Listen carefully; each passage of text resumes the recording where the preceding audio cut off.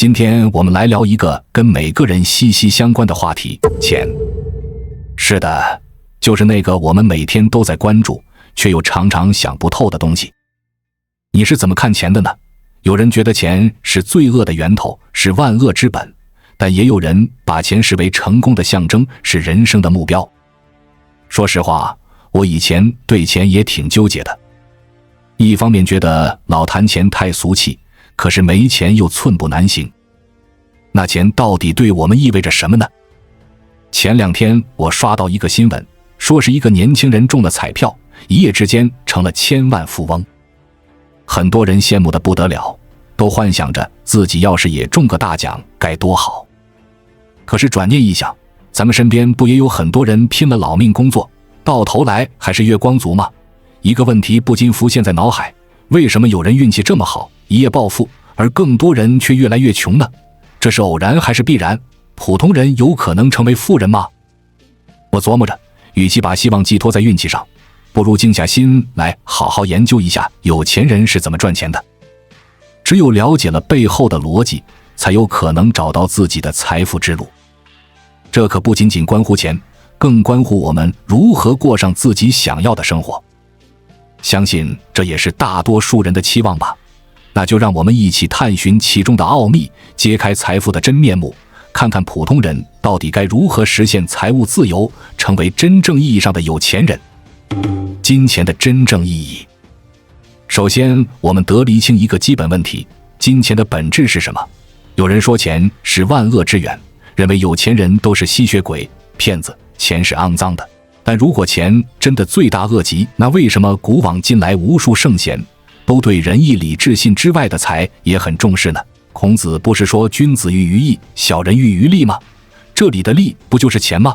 我认为钱本身是中性的，并没有善恶之分。关键要看钱在谁手里，用来做什么。如果有人用钱去做违法的勾当，当然就是罪恶的。但如果钱用来帮助别人，反哺社会，不就是一种善举吗？比尔、盖茨和巴菲特发起捐赠誓言，光是这2位就捐了上千亿美元。这些钱如果用在医疗、教育等公益事业，不知道能帮多少人脱离苦难。所以钱不是罪恶，有钱人也不全是坏蛋。我们不能戴着有色眼镜看钱，而是要客观地审视金钱的作用。在我看来，金钱最大的意义在于它给了我们更多的选择权和自由度。手头宽裕了，我们就有更多机会去尝试不同的可能性，享受更高的生活品质。不用为柴米油盐发愁，不用委曲求全讨好别人，这是一种难能可贵的从容和尊严。相反，如果入不敷出，整天要为5块钱的花销纠结，连基本生存都成问题，哪还有心思想别的？所以钱多少某种程度上反映了一个人的生活格局。格局大了，眼界和见识才能提升。当然，我不是说钱多了就高人一等。咱们常说人穷志不短，一个人的理想和抱负不应该用钱来衡量。但不可否认，金钱在一定程度上给了我们参与这个世界的底气。有钱了，你可以到更远的地方旅行，看到不同的风土人情，可以参加各种课程，系统地学习自己感兴趣的知识，可以尝试不同的生活方式，找到真正适合自己的人生道路。这些都是金钱带来的自由度。它不是生命的全部，却能让生命变得更加丰富多彩。说到这儿，你对钱是什么感受？有人一想到钱就焦虑，觉得永远挣不够；有人则把钱看得很重，觉得没钱就一无所有。其实这些感受恰恰反映了我们的内心状态。如果对钱感到不安，本质是对自己没信心，害怕失去拥有的东西。但如果对金钱看得开，那往往是一种自信和豁达的表现。毕竟钱只是工具，关键要看我们如何运用。真正的安全感不是来自钱，而是来自我们创造价值的能力。这种能力无论贫富都不会改变。所以关于金钱，我们要建立正确的认知，它不是万恶之源，也不是高高在上的追求。金钱只是我们实现梦想的工具，是我们参与这个世界的通行证。有了它固然可以获得更多选择，但丢了它也不必觉得人生就完蛋了。因为我们的价值不在于我们拥有多少，而在于我们能创造多少。这才是衡量一个人的根本标准。一旦我们跳出金钱的桎梏，用平和的心态去对待得失，就能活得更加从容和快乐。这或许就是对金钱最好的理解和运用吧。财富差距的根源。我们都听说过一句话，穷人越穷，富人越富。这似乎已经成了一个不争的事实。统计数据显示，过去几十年，虽然整体经济在增长，但财富分配却愈发不均。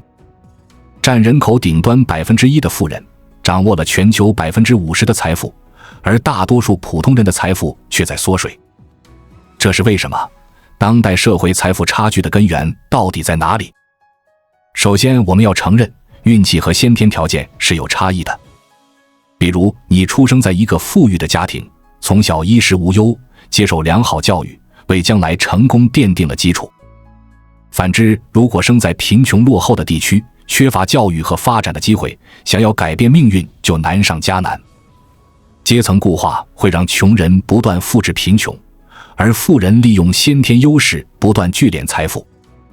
这是一个不公平但客观存在的现实。但我认为，造成两极分化的更重要原因是观念和视野的差异。穷人为什么越穷？根源是短期思维。他们只顾眼前，不懂得规划未来，每天都在为温饱发愁，根本无暇去思考财富增值。富人为什么越富？因为他们有长期视角，懂得用钱去投资、滚动资金获取回报。他们不把钱只当消费品，而是当作可以滋生的资产。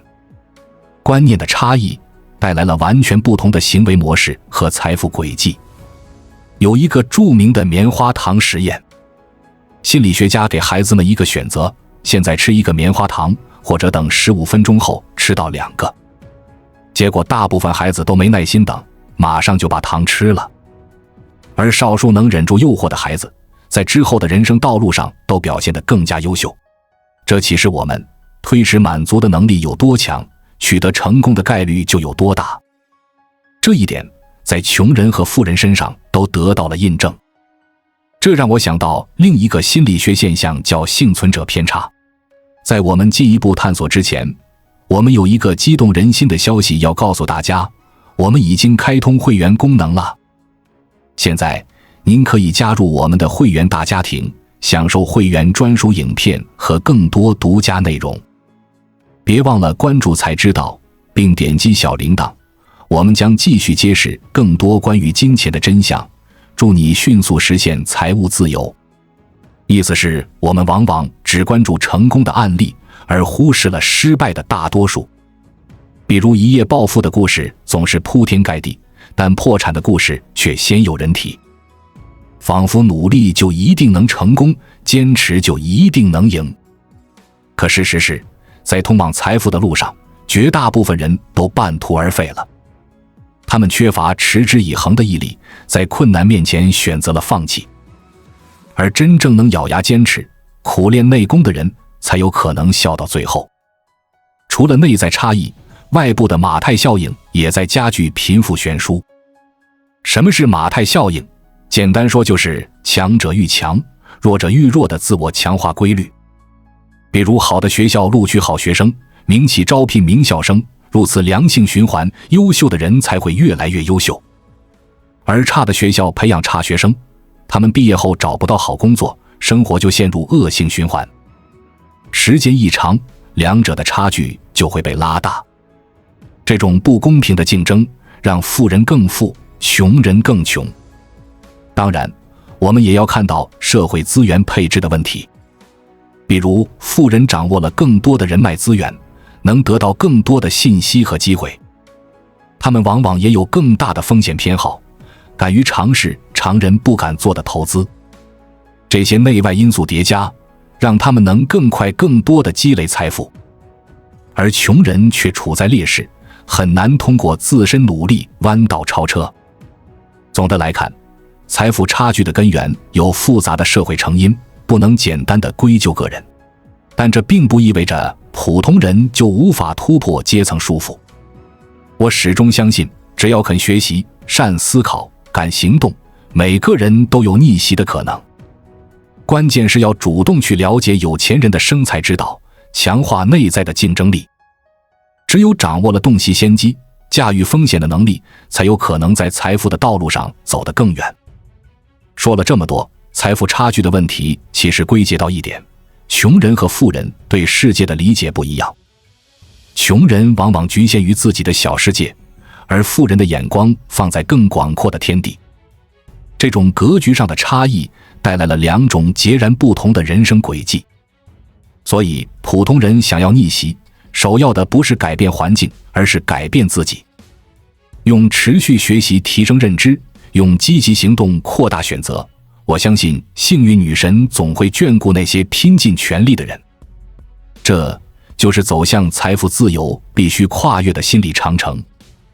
赚钱的关键能力。想要赚大钱，光有一腔热血远远不够，更需要一些关键能力作为支撑。这就好比盖房子，如果只有梦想没有本事，最后只能是空中楼阁。那么赚钱的关键能力到底是什么？我认为主要有以下几点。首先，要建立正确的金钱观，这是一切的基础。很多穷人之所以穷，根源就在于他们的金钱观出了问题。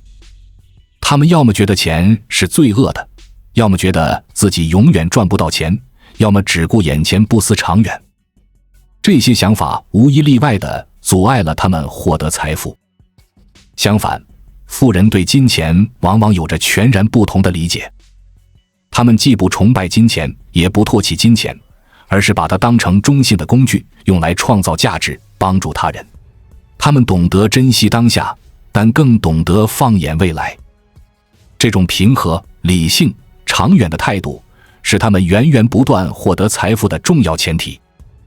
所以，如果想赚大钱，我们必须先醒悟，调整自己的金钱观，用正确的心态去面对金钱。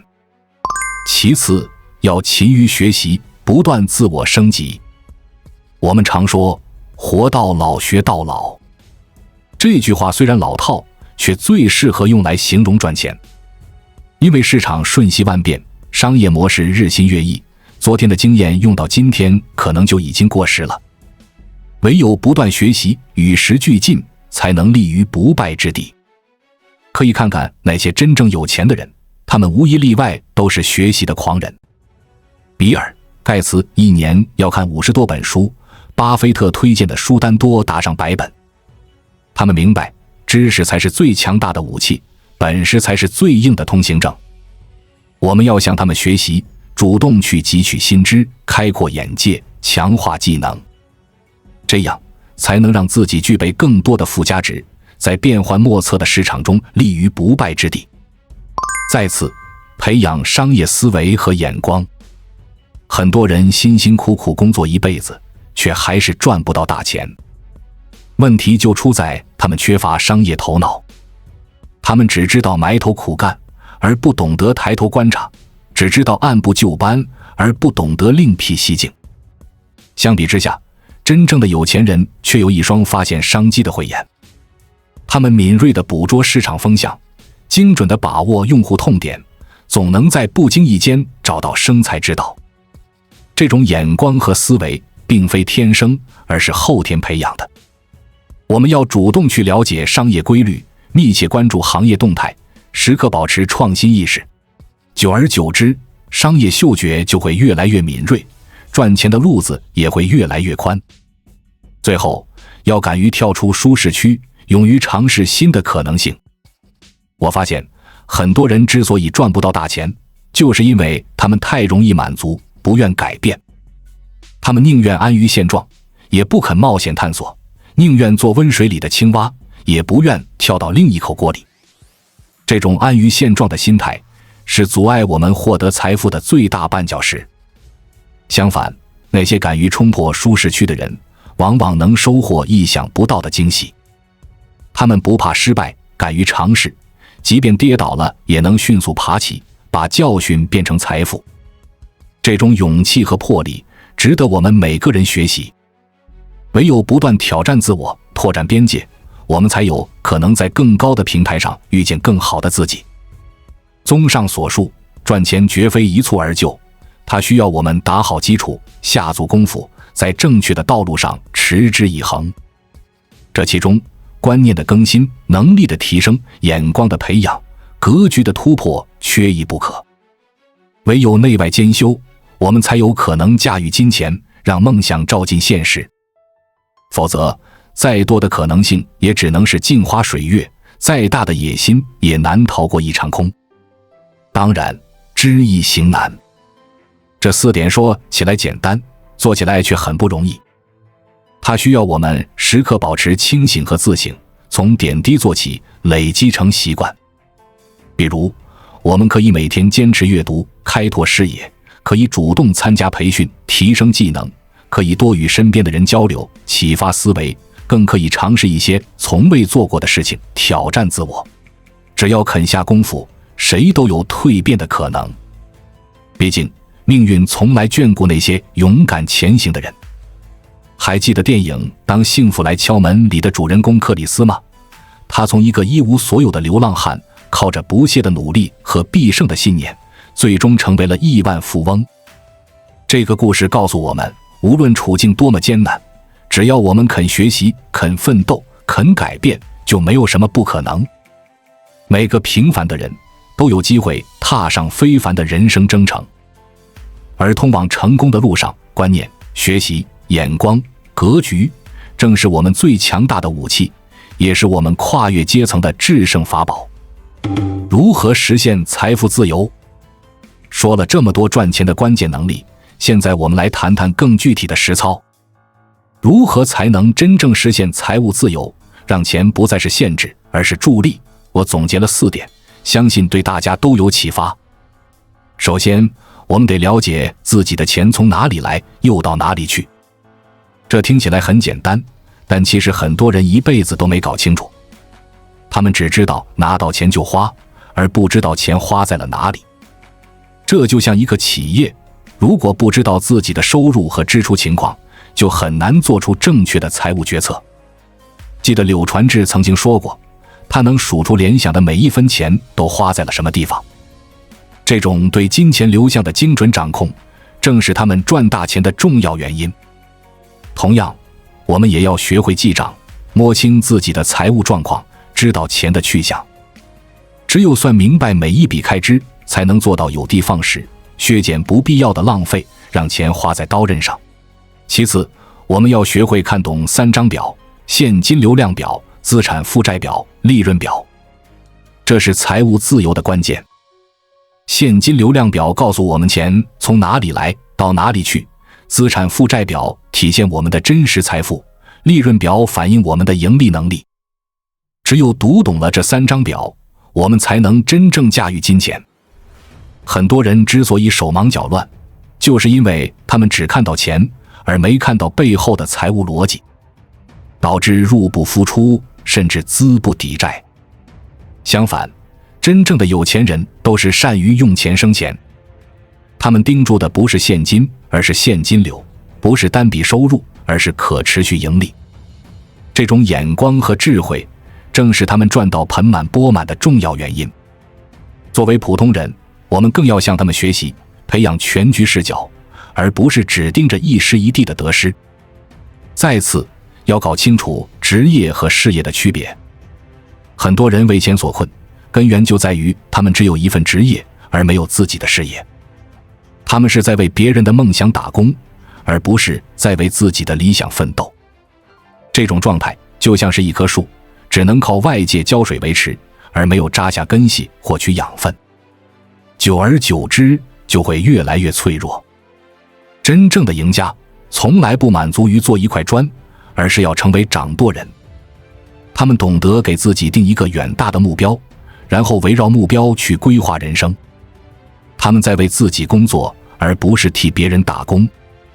即便遭遇挫折，也能迅速调整，重新出发。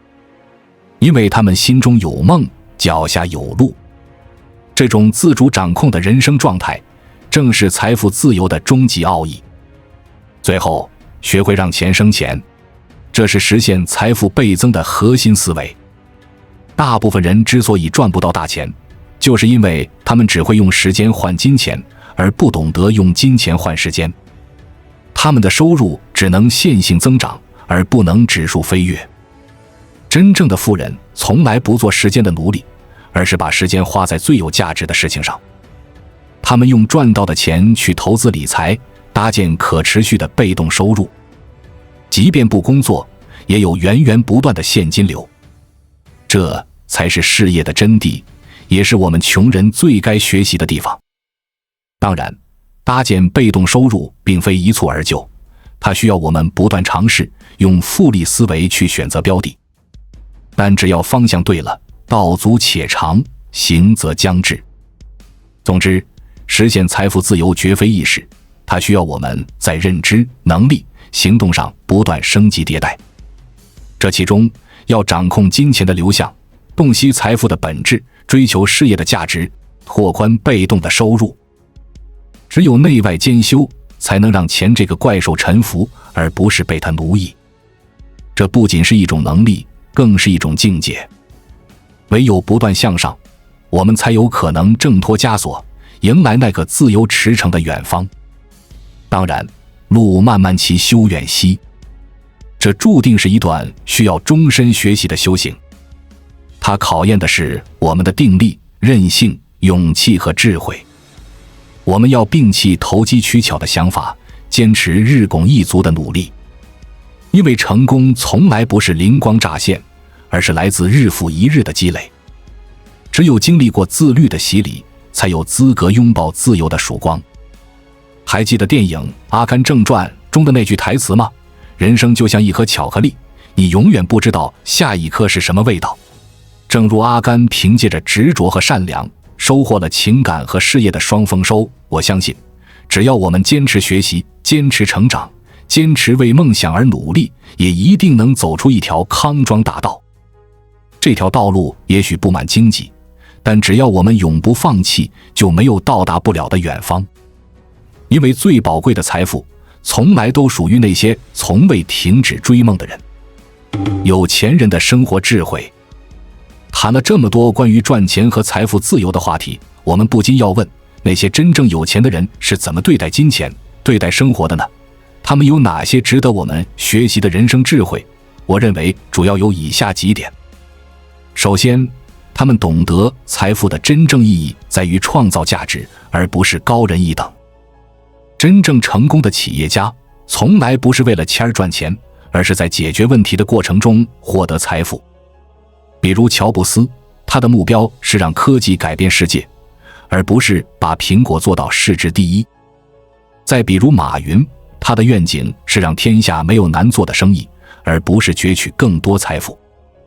是他们以客户为中心，以创新为动力，脚踏实地地为这个社会创造价值。也正是凭借这种价值引领，他们赢得了口碑，迎来了利润。反观那些只盯着钱的投机者，最后往往竹篮打水一场空。可见，财富的本质在于创造，而非攫取。唯有心存价值，才能行稳致远。其次，他们懂得管住自己的欲望，量入为出。真正的有钱人，从来不会因为赚了点钱就挥霍无度。他们对金钱有着敬畏之心，懂得吃穿用度要适可而止。我曾看到一个报道，说股神巴菲特至今还住在50年前买下的房子里，开着一辆10多年的二手车。即便身家过亿，他的生活也一直很朴素。他常说，最大的浪费就是做自己不需要的事，买自己不需要的东西。这种节俭的生活态度，正是他屡屡化险为夷的重要原因。由此可见，管住欲望比赚到钱更重要，因为后者靠的是能力，前者靠的是定力。唯有戒骄戒躁，我们才能笑到最后。再次，他们懂得取舍，用钱买时间和自由。对普通人而言，挣钱是为了糊口，而对有钱人而言，花钱是为了提升效能。他们明白，时间是最宝贵的资源，财富是最强大的杠杆。与其事必躬亲，不如用钱去赋能团队；与其为琐事分心，不如用钱来托管生活。这种果断的取舍，为他们节省了大量时间，也让他们获得了最大化的自由。这就是钱的力量，也是他们敢于追求梦想的底气。可以说，真正的富人不是拥有最多金钱，而是掌控最多时间的人。唯有把时间花在刀刃上，我们才能创造出更多价值，赢得更大的回报。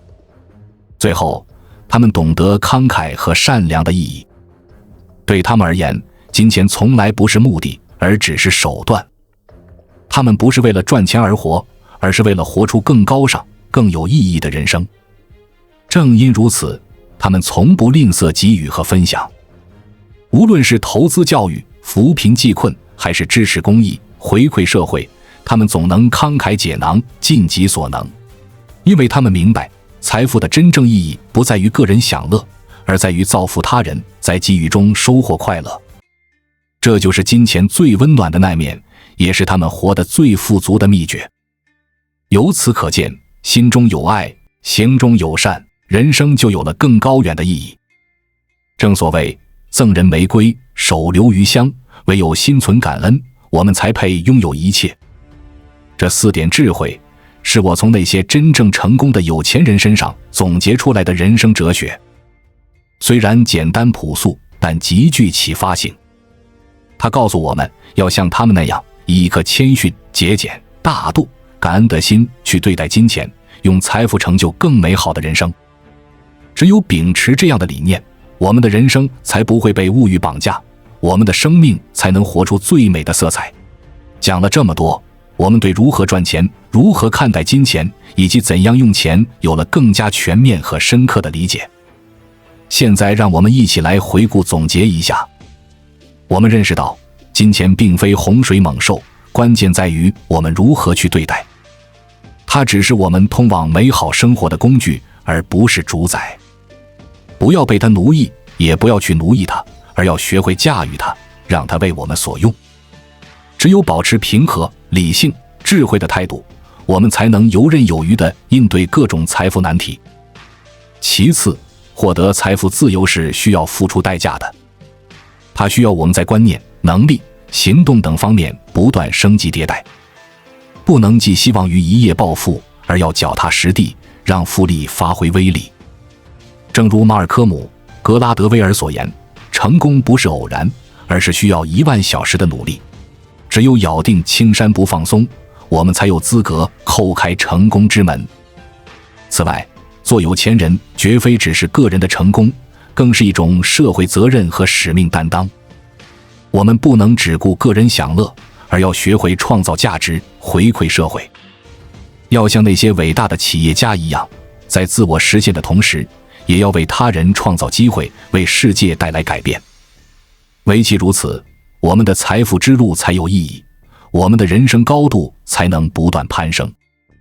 总之，通往财富自由的路从来不是坦途，它考验的是我们的定力、勇气、智慧、情怀。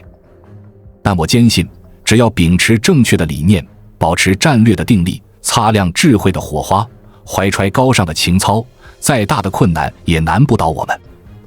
正如罗伯特·清崎所言，金钱不是问题所在，无知才是。教育自己，掌握金钱游戏的规则，你就能赢得这个游戏。最后，我由衷的希望，在金钱这个话题上，这些分享能带给你一些启发，也鼓励大家能走出迷茫，擦亮双眼，在正确的路上朝着财富自由进发。要相信，只要你肯学习、肯付出、肯坚持，一定会创造出远超想象的成就。就像电影《肖申克的救赎》里所言，要么忙着生存，要么忙着追求生活。让我们从此刻起，重新出发，用智慧和汗水铸就辉煌的人生，用正确的方式对待金钱，追寻有意义的远方。让我们携手前行，让梦想照进现实。我坚信，只要我们不忘初心，总有一天，财富和自由一个都不会少。让我们共同加油，一起逐梦，祝大家都能在通往成功的路上越走越顺，越走越远。关注我，我是才知道，带你解锁更多金钱的真相。